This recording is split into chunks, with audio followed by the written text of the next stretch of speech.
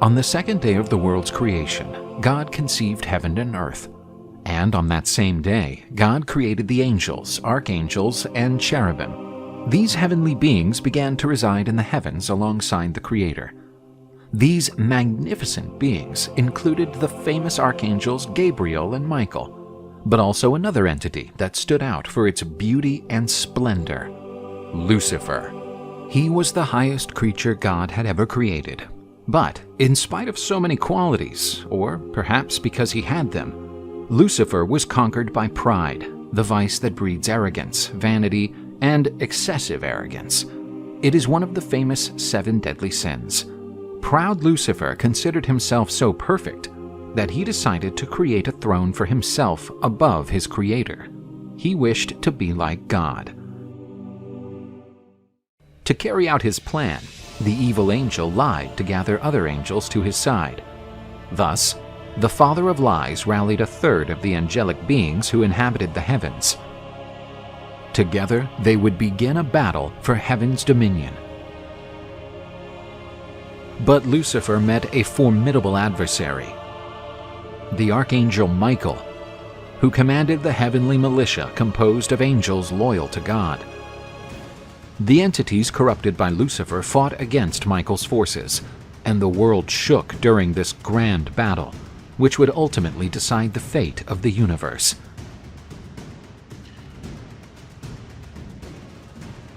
The angels began to subdue the rebellious entities. They were defeated one after another. Realizing that urgent measures were needed, Lucifer assumed the form of a mighty dragon. The great duel between Lucifer in his bestial form and the archangel Michael, who fought carrying a flaming sword, began. Despite all his power, the dragon was unable to match Michael, as he had God on his side.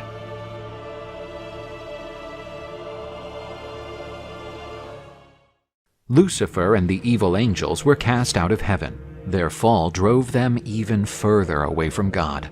The rebels became known as the fallen angels. But Lucifer received an even greater punishment. He, once the most beautiful of the angels, was transformed into the hideous Satan. Lucifer and the fallen angels went on to inhabit hell. But even defeated, Satan wanted to take revenge on the Creator, and decided to attack his greatest creation, man, conceived in God's image and likeness. Satan, in the form of a serpent, entered the Garden of Eden to convince the gullible Eve to taste the forbidden fruit. And through his deceptive cunning, Lucifer was responsible for the original sin. Adam and Eve were expelled from paradise. Satan began to invest all his efforts to separate man and God, turning the former into a sinner and diverting him from the way to paradise. Lucifer, the fallen angel, rejected God's grace and will now spend eternity trying to destroy his work.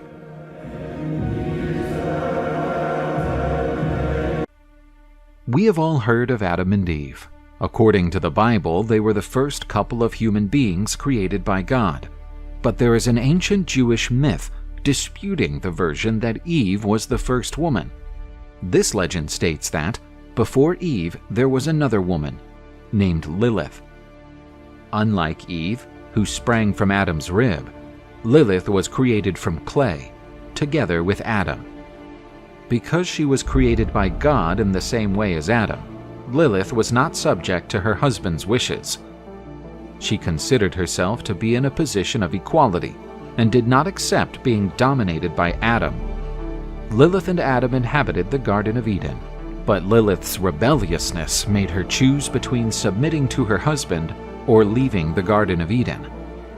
Lilith did not want to give up her independence and left Adam and the Garden of Eden. The first woman left for exile and settled in an area near the Red Sea. God sent 2 angels to try to convince Lilith to return to the Garden of Eden, but she turned her back on God. Without his wife, Adam felt lonely. God, seeing that he was suffering from solitude, decided to create a new woman for him, Eve. Because she turned away from her creator, Lilith was demonized. She came to be considered a woman-shaped demon. In her demonic form, she could cause disease in newborn children. To protect the children from evil, the babies were given amulets with the names of the angels who tried to bring Lilith back to Eden. These stories claim that Lilith was jealous of Adam and Eve's happy life in paradise. As revenge, she took the form of a serpent and tricked Eve, causing her and Adam to taste the forbidden fruit. Thus the couple was eventually expelled from paradise. Lilith's story is well known, but this version is not in the Christian Bible. Therefore, her story is rejected by Catholics and Protestants. The version where she is Adam's first wife is in the alphabet of Sirach texts. We do not know for sure the date when they were written, but it is believed that they were made between 700 and 1000 AD in medieval times.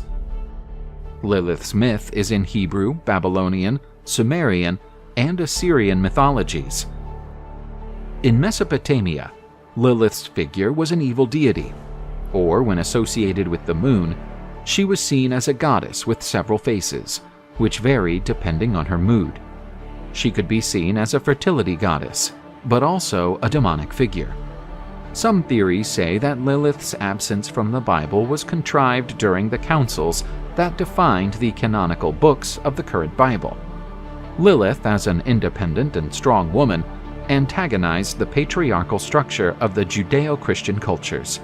Thus, the figure of Lilith was embraced by the feminist movement. She is sometimes referred to as the first feminist. The movement claims that Lilith has been unfairly demonized, as have many of the women in our history who have tried to oppose patriarchal rule. Either as a demonic figure or a symbol of female struggle, Lilith's story continues to be the subject of much interest.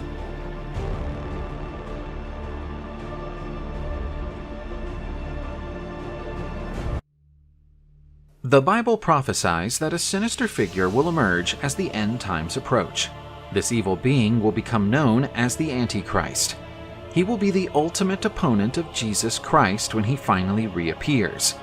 The Antichrist is the son of Satan. Like Christ, he will come into the world from the womb of a woman. This half-man, half-demon being will disguise himself among other men, awaiting the final judgment. At first, it will be difficult to recognize the son of the devil because he will show no hint of his true origin, and even less of his intentions. His strength will become even greater the less men believe in Satan's power. While God says in Exodus, "I am he who is," the Antichrist claims, "I am he who is not." Looking for the Antichrist among men on the basis of signs of wickedness will be a fruitless search. The son of Satan can perform the greatest acts of benevolence, only to disguise his ultimate goal, to ruin the Creator's work. The Antichrist uses his influence to convince men that there is no kingdom of God, and that the only world is the one we live in. By denying the existence of heaven, he will convince men without true faith in the Creator that hell does not exist either. Hence, men, not fearing hell, will become an easy target for the devil's temptations. The Antichrist will become stronger and more influential as the final judgment approaches. He will become a major public figure, and his words will garner millions of souls into Satan's ranks. Satan's son will proclaim the right to absolute freedom, for by denying heaven and hell, the idea of good and evil will also be denied, making everything permissible. All values preached in the Bible would be disavowed as dogmas of a corrupt church, making man's development impossible by shackling him. The Antichrist will have remarkable qualities. He will be an intellectual genius, with great oratorical ability. His political talent will make him remarkable in scope. A new religion will be born under Antichrist's headship. This new creed will deny that Jesus as the prophesied Messiah. It will claim that he is the one true and only Messiah. Christ's opponent will have the power to rule over all nations and establish a world religion. Some say the devil's influence will even reach the throne of St. Peter in Rome. The church will be used to try to crush the true faith. Like wolves disguised as lambs, they will distort the words of the Lord to lead men away from God. The Antichrist will use ruses disguised as true miracles to take Christ's place. He will mark people with the number of the beast, 666. When the son of perdition reaches the apex of his power, and when many have bowed to his will, Jesus will finally return to save the souls of those who did not succumb to Satan's temptation. And that will be the beginning of the end times. The title of Antichrist has already been applied to several historical figures, such as Nero, Napoleon, and Hitler. But Luther, one of the leaders of the Protestant Reformation, outraged by the direction of the Catholic Church, claimed that the Pope works against Christ, making him an Antichrist. This statement is still supported by some followers of Protestant doctrines, who believe that the Antichrist will be one of St. Peter's successors.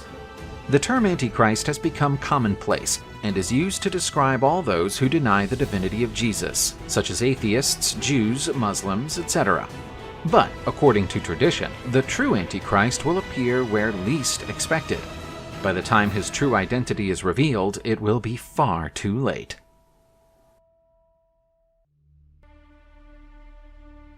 According to the Old Testament, the depths of the ocean hide a gigantic creature, Leviathan. Just like all creatures that walk on land, fly in the air, and swim in the waters, Leviathan was also a creation of God. In the book of Job, God describes this colossal beast. The beast is similar to a huge sea dragon. At the sight of it, men are overcome with fear. No man is brave enough to awaken this creature. The idea of defeating it is sheer illusion. God describes the mighty Leviathan as a colossal creature with tremendous power. As it moves, the monster creates huge waves. Its powerful mouth has dreadful teeth. Its back is protected by rows of shields, so close together that even air does not flow between them. Leviathan has a strong breath that shoots flashes of light. Fire comes out of his mouth, and smoke flows from his nostrils. When this beast rises, even the mightiest flee in fear. Swords, spears, or arrows do nothing against the creature, whose chest is harder and tougher than rocks. Nothing on earth is comparable to Leviathan's power. But this creature is the fruit of God's desire. Like all beings, Leviathan is only powered by God's grace. The beast served as Thomas Hobbes' inspiration for his work Leviathan. According to the English philosopher, when men revert to their natural state, where laws do not exist, they will tend to start a fight of all against all. A social pact is needed to eradicate this anarchic state, where everyone gives up part of their sovereignty in the name of a figure with absolute power. This figure with authority over men would be the state, which, because of its power over men, Hobbes compares to the gigantic biblical monster Leviathan. Beelzebub is a demon connected to the figure of Baal, an ancient Semitic god of fertility, and Zebud, the god of flies. This blending gave rise to the figure of Beelzebub, the pestilence demon. He is regarded as one of the most powerful demons, second only to Lucifer. His unquenchable hunger makes him a relentless devourer. The plague spawned by this demon ravage everything in his path, which is why he is connected with the sin of gluttony. The Lord of Flies and Pestilences tortures the souls of those on their way to hell with his clouds of flies, not allowing a moment's peace for his victims. Beelzebub is one of hell's most powerful demons. According to some sources, he is second only to Lucifer.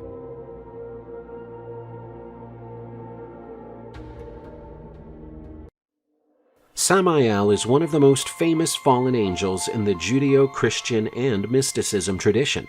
His name means poison of God.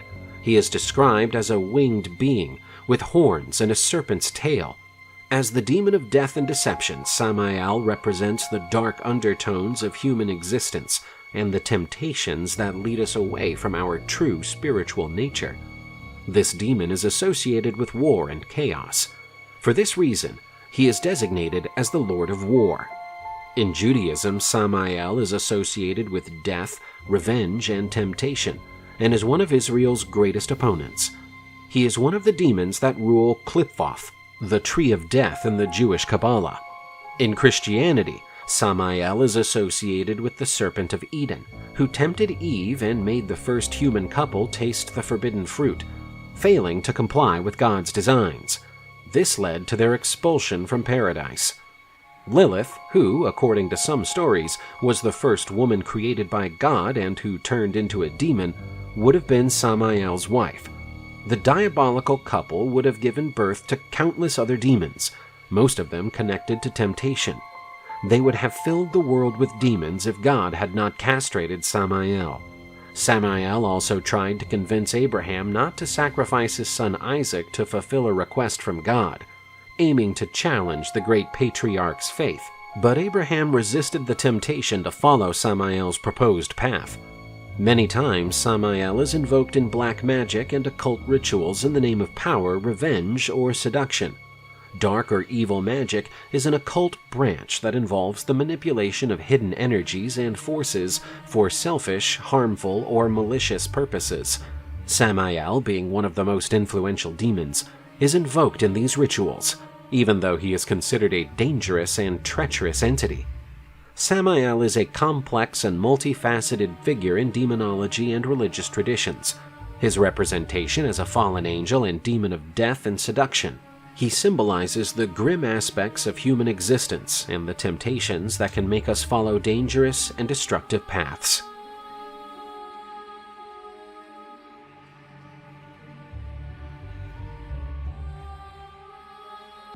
Belphegor is known as the demon of laziness. According to some traditions, Belphegor was once the powerful archangel Belphegel. But when Lucifer's rebellion unfolded in the heavens, he did not join the rebellious angels. But neither did he support the Lord's angel army. Because of his inaction, he was considered a deserter and thrown into hell. According to St. Thomas Aquinas, all sins caused by ignorance have laziness as their root. Due to Belphegor's influence, humans prefer to avoid fatigue and do not attain true knowledge. The devil is depicted sitting in a latrine, which he uses as a hellish throne, and his feces are turned into his offerings.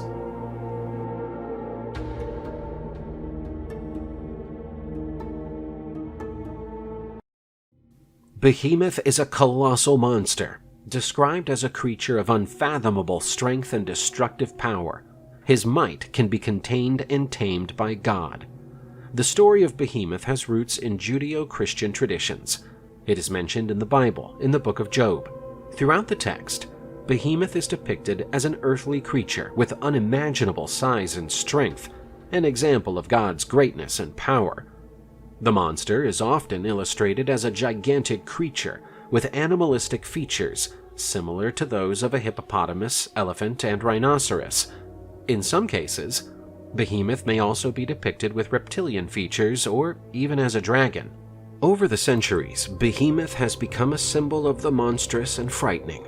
As this figure spread, different cultures incorporated the legend into various mythologies and folklores. Today, Behemoth is often associated with other great mythical creatures, such as Leviathan and Zez, which symbolize the marine and aerial elements respectively. Behemoth, on the other hand, is connected to the earth. In apocalyptic literature, such as the Apocalypse of Baruch and other non-canonical Jewish and Christian texts, Behemoth and Leviathan are portrayed as adversaries, or agents of chaos and destruction in the end times. In these documents, it is believed that both will be defeated by God or his agents during the final judgment. Behemoth's biblical symbolism can be interpreted in different ways. In the book of Job, where the creature is mentioned, Behemoth is used to represent God's power and greatness. Job, a righteous man facing terrible trials, is reminded by God of Behemoth's existence as an example of his dominion over creation and his ability to control even the most powerful forces of nature. Behemoth continues to fascinate monster enthusiasts by combining power, mystery, and symbolism. Azazel was one of the fallen angels who rebelled against God. He was beautiful at the beginning of time, but his magnificence was corrupted after the fall. Azazel had a carnal relationship with the woman who lived on earth. The fruits of this union would become known as Nephilim. Azazel's descendants corrupted the earth and were swept away by God's flood. In hell, he is the king of the Shemites, demons that look like goats. Azazel, who was once an angel, became the archdemon who represents the capital sin, wrath. When man is under the influence of Azazel, he usually devotes himself to idolatry.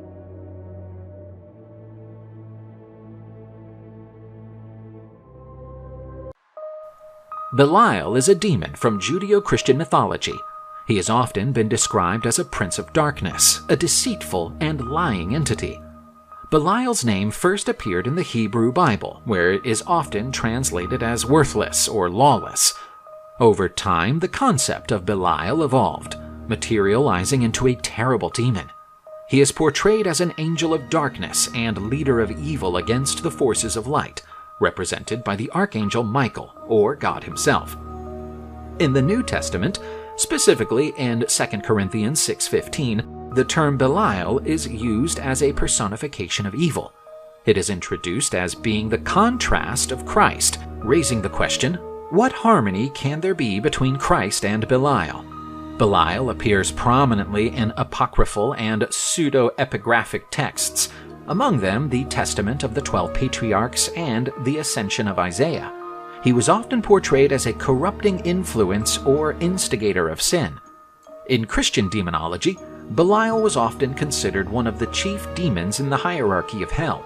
According to some 16th and 17th century demonologists, Belial was created after Lucifer and was considered his equivalent in sin and upheaval. In the grimoire Grimorium Verum, Belial is described as having been brought up after Lucifer, being his earthly representative. Belial is the 68th demon in the Ars Goetia. He is described as a strong king, a handsome man sitting in a chariot of fire. His voice is pleasant, swearing loyalty to anyone who calls on him. Belial can bestow enormous knowledge and wisdom on those who summon him, allowing any wish to come true. But Belial can also be extremely dangerous, leading his caller to destruction and sin. Belial is often associated with lies and deception. Some sources have portrayed him as the father of all lies, diametrically opposed to figures such as Archangel Gabriel, bringer of truth.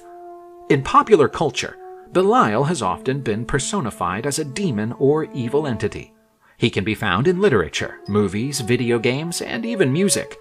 From John Milton's epic Paradise Lost to modern horror films and fantasy role-playing games like Dungeons & Dragons, Belial remains a symbol of evil and corruption.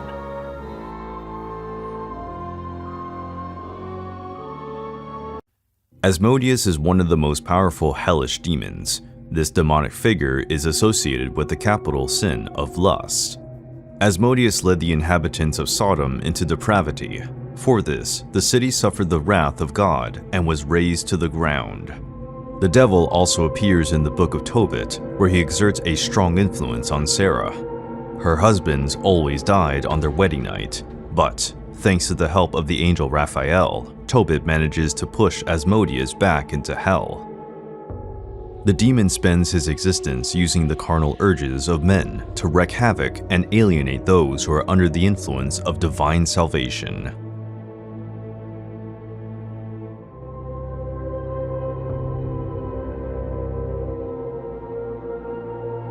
Mammon was one of the many pre-Christian deities. He was later considered to be an evil figure since he was connected to the sin of greed and avarice. His appearance was said to resemble a decrepit nobleman, with deformed features and clutching his money pouches. He built a great palace in hell filled with golden veins for Satan. The foolish greedy men believed that this was paradise, while in fact he would only find damnation there. Jesus was against the worship of money, personified in Mammon. Man could not serve Mammon and God at the same time. Those who were under Mammon's influence find themselves in an endless quest for money and material possessions, and so will not find the way to paradise.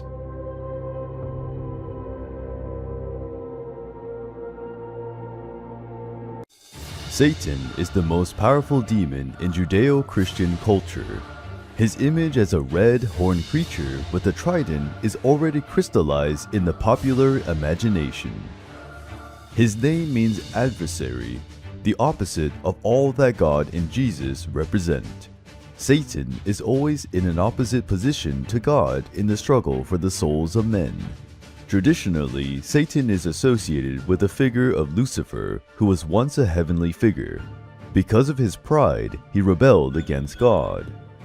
Lucifer convinced other angels to fight alongside him against the Creator, but this rebellion was stifled by the Archangel Michael.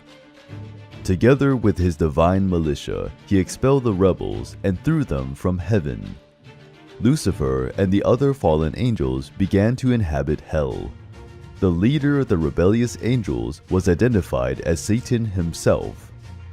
According to some interpretations, Satan had taken the form of a serpent and convinced Eve to taste the forbidden fruit, causing mankind to be cast out of paradise. Satan, when identified as the devil, assumes the personification of all evil. The Bible describes that one day God was visited by Satan, the accuser. The Lord introduced him to Job, a man so virtuous and faithful that his soul would be out of Satan's reach. But God's opponent noticed that Job was only faithful to God because he counted on his blessings. He had everything he wanted. Satan bet with God that, without his blessings, Job's faith would turn to dust and he would curse God. Job was left with nothing: his wealth, his servants, his prestige. He even lost his family. Satan lost the bet because, despite all that suffering, Job refused to curse the Creator. But Satan's most famous biblical appearance is his encounter with Jesus, who had gone into the desert under the guidance of the Holy Spirit, where he would spend 40 days and 40 nights fasting. Seeing the hunger that Jesus felt, Satan turned stones into bread. But Jesus resisted temptation. Satan challenged Jesus to throw himself off a mountain to see if he would be saved by angels, but Jesus said there was no need to test the Lord. Finally, Satan offered to give the world to Jesus if he would worship the Lord of Hell. But Jesus also rejected this temptation, claiming that he would only worship God and deny Satan. God's opponent, as well as the Creator, will send his Son to earth to prepare the ground for the final judgment. This son of Satan will be known as the Antichrist. Satan is not an exclusive figure in Judeo-Christian culture. This evil being is also present in Islam. He is known by the name of Iblis, an evil jinn who emerged from the fire. Iblis hated mankind with all his might, and his mission was to turn mankind away from God. Those who turn away from Allah, following in the footsteps of Satan, will be cast into the fire of hell, where they will find their just punishment. Whether in Christianity, Judaism, or Islam, Satan is present, trying to lead man astray from the path of goodness and justice.